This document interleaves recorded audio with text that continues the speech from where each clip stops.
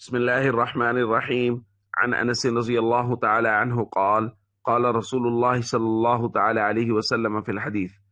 من أثنيتم عليه خيرا وجبت له الجنة ومن أثنيتم عليه شرا وجبت له النار الحديث رواه مسلم۔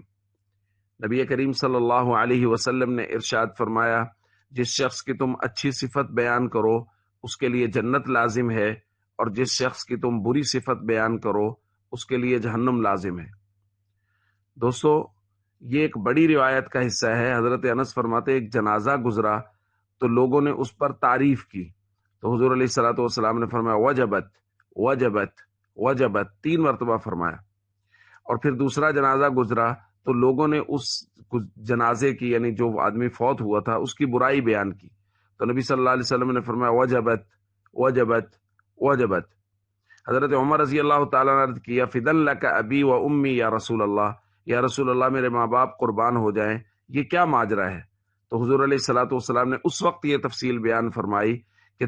جس شخص کے بارے میں لوگ اچھی رائے رکھتے ہوں اور اس کی تعریف کریں تو اللہ رب العزت اس پر جنت کو لازم کر دیتے ہیں، اور جس شخص کے بارے میں لوگ بری رائے رکھیں اللہ اس پر جہنم کو لازم کر دیتے ہیں۔ اور پھر حضور نے یہ جملہ 3 مرتبہ ارشاد فرمایا، انتم شہداء اللہ فی الارض انتم شہداء اللہ فی الارض انتم شہداء اللہ فی الارض، یعنی زمین میں یہ انسان یہ اللہ کے گواہ ہیں،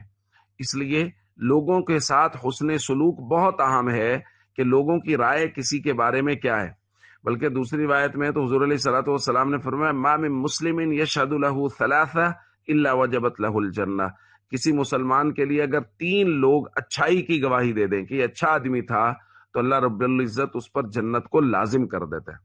تو اس لیے لوگوں کے ساتھ حسن سلوک، محبت اور اپنے اعمال کو اتنا درست رکھنا کہ لوگ ہمارے بارے میں گواہی دیں کہ ہاں یہ آدمی اچھا تھا۔